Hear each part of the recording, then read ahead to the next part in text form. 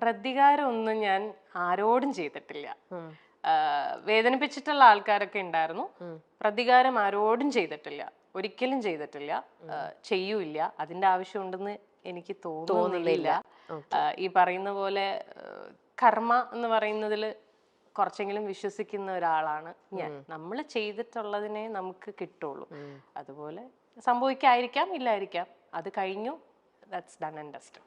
Okay, ഒരിടത്തൊരു hope തന്നുകൊണ്ടിരിക്കും.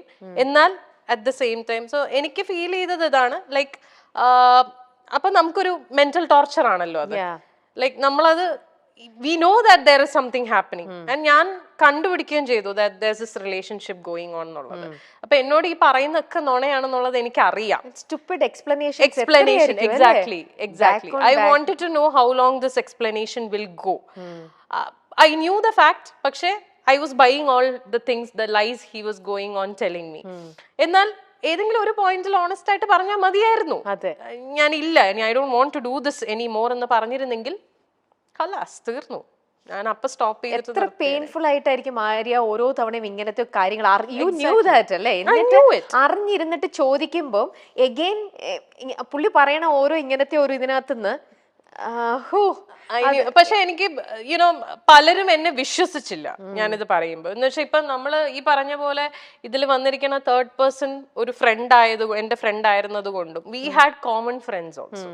So ഒരിക്കലും ആരും വിശ്വസിക്കില്ല ഈ കുട്ടിയാണ് എന്ന് അറിഞ്ഞിരുന്നില്ല.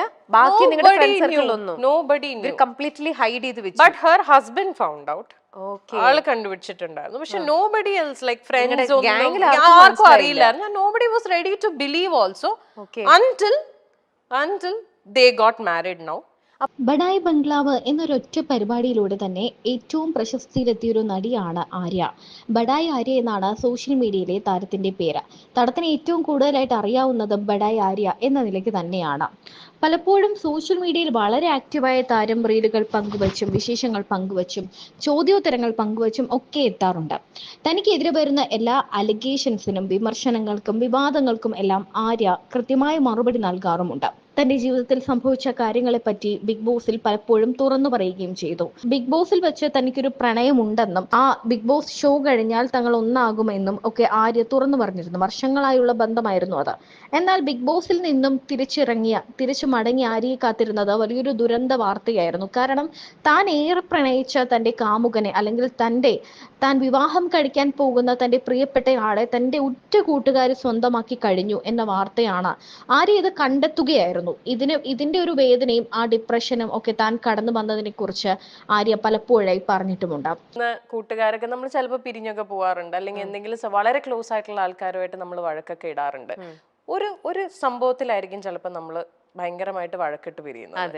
പക്ഷെ അതിനു മുമ്പ് അവർ നമുക്ക് ചെയ്തിട്ടുള്ള പല നല്ല കാര്യങ്ങൾ ഇതെല്ലാം നമ്മൾ ആ ഒരു സംഭവം കൊണ്ട് മറന്നു പോകും. സോ അവിടെയാണ് നമുക്ക് ചെറുതായിട്ട് പാളിപ്പോകുന്നത്. എത്രയോ നല്ല കാര്യങ്ങൾക്കിടയിൽ നമ്മൾ എന്തൊക്കെ പോസിറ്റിവിറ്റീസ് നമ്മുടെ ലൈഫിൽ സംഭവിച്ചു എന്ന് പറഞ്ഞാലും ഒരു നെഗറ്റീവ് സംഭവിച്ചാൽ ചിലപ്പോൾ നമ്മൾ അവിടെ സ്റ്റക്കായി പോകും. അത് ചെയ്യേണ്ട ആവശ്യമില്ല, അതങ്ങ് വിട്ടേക്കുക, ജസ്റ്റ് ഇഗ്നോർ ഇറ്റ്. അതേപോലെ ഇപ്പം ഈയിടെ എല്ലാവരും ഇൻസ്റ്റാഗ്രാമില് ഇതേപോലെ തന്നെ കടയിലേക്ക് എന്തോ ഒരു ഫോൺ കോൾ വരിക, എന്തോ മോശമായിട്ട് സംസാരിക്കുക, ആ ഒരു ഇഷ്യൂ അതെന്തായിരുന്നു ആക്ച്വലി ആര്യ? അത് ഞങ്ങൾ ഇതുപോലെ ഒരു ദിവസം കട ക്ലോസ് ചെയ്തോണ്ടിരുന്ന സമയത്ത് അറൌണ്ട് ഒരു 7 o'clock ടൈം ആയപ്പോ കടയുടെ നമ്പർ പബ്ലിക് ആണ്. കടയ്ക്ക് 3 നമ്പേഴ്സ് ഉണ്ട്, കോണ്ടാക്ട് നമ്പേഴ്സ്. അപ്പൊ അതിൽ ഒരു നമ്പറിലേക്ക് കോള് വരുന്നു. അപ്പൊ ഞങ്ങൾ എല്ലാവരും തന്നെയാണ് ആ സമയത്ത് കടയിൽ വർക്ക് ചെയ്യുന്നത്. അപ്പൊ ഞാനാണെങ്കിലും എൻ്റെ അസിസ്റ്റന്റ് വിജി ആണെങ്കിലും ഞങ്ങളുടെ ബാക്കി സ്റ്റാഫ് ടീം മെമ്പേഴ്സ് എല്ലാവരും, എൻ്റെ ബ്രദർ എല്ലാവരും ഉണ്ട്. അപ്പോ കോള് വന്നു. അപ്പൊ ആ സമയത്ത് അവിടെ ഫ്രീ ആയിട്ട് നിന്നത് Vijiya. She's my all in all ആണ്, എൻ്റെ assistant manager, everything. She also comes to the ഷോപ്പിലും ഹെൽപ്പ് ചെയ്യുന്നുണ്ട്. അപ്പൊ അവളാണ് ആ സമയത്ത് കോൾ എടുക്കുന്നത്. സോ അതൊരു നോർമൽ ഫോൺ മൊബൈൽ നമ്പറിന്ന് വന്ന കോള്. അപ്പൊ നമ്മൾ കസ്റ്റമർ ആണെന്ന് വിചാരിച്ച് എടുത്തപ്പോ ആദ്യം ആള് പറഞ്ഞത് ഞാനിങ്ങനെ ആര്യയുടെ ഫാനാണ്, അപ്പൊ ആര്യനെ ഒന്ന് കണക്ട് ചെയ്യാൻ വേണ്ടിയിട്ടാണ്. അപ്പൊ പുള്ളിക്കാരി പറഞ്ഞു ഇത് കടയുടെ ഒഫീഷ്യൽ നമ്പർ ആണ്, നമുക്ക് പേഴ്സണൽ നമ്പർ തരാനുള്ള പെർമിഷൻ ഇല്ല. സോ അപ്പൊ ആള് പറഞ്ഞു ഒരു വർക്ക് പ്രോജക്റ്റിന്റെ കാര്യം ഡിസ്കസ് ചെയ്യാൻ വേണ്ടിയിട്ടാണ്. ആൾ ഇംഗ്ലീഷിലാണ് സംസാരിക്കുന്നത്. ഓക്കെ ഭയങ്കര നല്ല ലാംഗ്വേജ് ആണ്. ഓക്കെ നമ്മൾക്ക് ഒരിക്കലും നമ്മൾ എക്സ്പെക്ട് ചെയ്യില്ല ലൈക്ക് ഇയാൾ ഇങ്ങനെ ഒരു ട്രാൻസിഷനിലേക്ക് മാറും എന്നുള്ളത് നമ്മൾ എക്സ്പെക്ട്. ഭയങ്കര നല്ല രസമായിട്ടാണ് അയാൾ സംസാരിച്ചുകൊണ്ടിരുന്നത്. അപ്പം അയാൾ പറഞ്ഞു എനിക്ക് I need to discuss a project with her, so I really need to connect with her, can you help me out എന്നാണ് ചോദിച്ചത്. അപ്പൊ പുള്ളിക്കാരി പറഞ്ഞു ഈ പറഞ്ഞ പോലെ നമുക്ക് പെർമിഷൻ ഇല്ല നമ്പർ തരാൻ, ഞാൻ സാർ എന്നോട് ഡീറ്റെയിൽസ് പറയൂ, ഞാൻ ആര്യ മാമുമായിട്ട് സംസാരിച്ചിട്ട് എനിക്ക് നമ്പറും തന്നോളൂ, ഓക്കെ ആണെങ്കിൽ ഷീ വിൽ കോൺടാക്ട് യു എന്ന് പറഞ്ഞു. Okay then that is fine, അങ്ങനെ മതി. അതിനു മുമ്പ് please do me a favour, ഒരു മെസ്സേജ് പാസ് ചെയ്യണം, pass a message on behalf of me to her. അപ്പൊ ഷീ സെഡ് ഓക്കെ സാർ പറഞ്ഞോളൂ. ഇത്രയും പറഞ്ഞപ്പോ പുള്ളിക്കാരി അത് സ്പീക്കറിൽ ഇട്ടു, ബിക്കോസ് ഞാൻ അവിടെ ഇരിപ്പുണ്ടല്ലോ. അപ്പൊ ഞാൻ ഡയറക്റ്റ് കേട്ടോട്ടെ, പിന്നെ she doesn't have to fill me in. അതുകൊണ്ട് പുള്ളിക്കാരി അപ്പൊ തന്നെ സ്പീക്കറിലിട്ടു. സ്പീക്കറിലിട്ട് എടുത്ത വാക്കിയാള് അടുത്തത് എന്റെ, ഞാനത് പറയുന്നില്ല ബിക്കോസ് ഇനി അത് പറഞ്ഞ ഇതിന്റെ താഴെ പൊട്ട കമന്റ്സ് വരും, അതുകൊണ്ട് I'm not saying that thing. അത് ആ വീഡിയോയിലുണ്ട്. എന്റെ ഒരു പ്രൈവറ്റ് പാർട്ടിനെ കുറിച്ച് അയാളൊരു എടുത്ത വാക്കിയൊരു കമന്റ് അടിച്ചു. ഓക്കെ ഇമ്മീഡിയറ്റ്ലി അത്രയും നേരം വളരെ നല്ല പലരും, ഞാൻ ഇതിന്റെ ഒരു വീഡിയോ ചെയ്തിട്ടു. അപ്പൊ അതിന്റെ ഇടയിൽ അതിന്റെ താഴെ ഒരു ആരെന്നറിയില്ല ഒരാൾ കമന്റ് ചെയ്തിട്ടുണ്ട്, just because he spoke in English you judged that he is a sophisticated gentleman. അല്ല, അങ്ങനെയല്ല. അയാൾ ഇംഗ്ലീഷ് സംസാരിച്ചുകൊണ്ടല്ല പറഞ്ഞത്. നമുക്കിപ്പോ ഒരാൾ സംസാരിക്കുന്ന രീതി അറിയാലോ, ഒരു വെൽ മാനേർഡ് ഒരു ജെന്റിൽമാൻ എങ്ങനെയായിരിക്കും നമ്മളോട് അപ്രോച്ച് ചെയ്യുന്നത്, അല്ലെങ്കിൽ ഒരു പ്രോജക്റ്റിന്റെ ഡീറ്റെയിൽ സംസാരിക്കുന്നത്. നമ്മൾ ഇത്ര വർഷമായിട്ട് ഈ ഫീൽഡിൽ നിൽക്കുന്നത്, സോ വി നോ. ആ ഒരു രീതിയിൽ തന്നെയാണ് അയാൾ സംസാരിച്ചത്. അപ്പൊ അതുകൊണ്ടാണ് ഞാൻ പറഞ്ഞത്, സൊഫിസ്റ്റിക്കേറ്റഡ് ജെന്റിൽമാൻ സംസാരിക്കുന്ന പോലെ തന്നെയാണ് സംസാരിച്ചത്. ഇമ്മീഡിയറ്റ്ലി ഇയാൾ ഇത് പറയുമ്പോ ഹീസ് ഓൺ സ്പീക്കേഴ്സ്. അപ്പം ഇത്രയും പേര് ശരിക്കും ഞങ്ങൾക്ക് ചിരിയാവുന്നത്, വി ബേർസ്റ്റഡ് ഔട്ട് ലാഫിങ്. നമ്മൾ ചിരിച്ചുപോയി. കാരണം നമ്മൾ ഒട്ടും എക്സ്പെക്ട് ചെയ്തില്ല. ഇറ്റ് വാസ് ലൈക്ക് ഒരു ബലൂൺ പൊട്ടിയ അവസ്ഥയായിരുന്നു, പൊട്ടേന്ന് പറഞ്ഞിട്ട്. അത്രയും രസമായിട്ട് സംസാരിച്ചുകൊണ്ട് വന്ന ആള് ഇങ്ങനെ ഒരു കമന്റ് പറഞ്ഞപ്പോ അത് കഴിഞ്ഞ് പിന്നെ അയാള് ഫുൾ വൃത്തികേടിന്റെ അയ്യരുകളിയായിരുന്നു. ലൈക്ക് അതും പുള്ളി ഇംഗ്ലീഷിലാണ് സംസാരിച്ചേ. ലൈക്ക് ഇറ്റ് വാസ് ലൈക്ക് അയാള് ലിറ്ററലി ഒരു ഓർഗാസം ചെയ്യുന്ന പോലത്തെ സൗണ്ട് ഒക്കെ ഉണ്ടാക്കുന്നു. അയാൾ പറയുന്നുണ്ട് ഞാനിപ്പോ ഷാഗ് ചെയ്തോണ്ടിരിക്കുകയാണ്, ഇതൊക്കെ അയാൾ ഈ കോളിൽ പറയുന്നുണ്ട്. സോ ഞാൻ we didn't cut the call because ഇയാൾ ഇത് പറഞ്ഞപ്പോ തൊട്ട് ഞാൻ റെക്കോർഡ് ചെയ്യാൻ തുടങ്ങി ഈ ഫസ്റ്റ് സ്റ്റേറ്റ്മെന്റ്. ബിക്കോസ് എനിക്കിത് ഒരു പ്രൂഫ് വേണമായിരുന്നു. If at all I had to file a case, എനിക്ക് പ്രൂഫ് വേണം.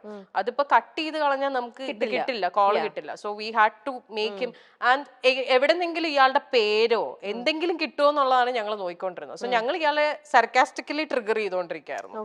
എന്തെങ്കിലും ഇയാള് ട്രിവാൻഡ്രത്തേക്ക് വാ, സോ ഇയാള് ട്രിവാൻഡ്രം ബേസ്ഡ് ആണോ എന്ന് അറിയില്ല, അങ്ങനെയൊക്കെ പറയുന്നുണ്ടായിരുന്നു ഇയാള്. അപ്പൊ ഞങ്ങള് ട്രിവാൻഡ്രം ആണോ എന്നുള്ളത് കിട്ടുമോ ഇതൊക്കെ അറിയാൻ വേണ്ടിട്ട് we were purposely triggering him. Viji was the one who was talking.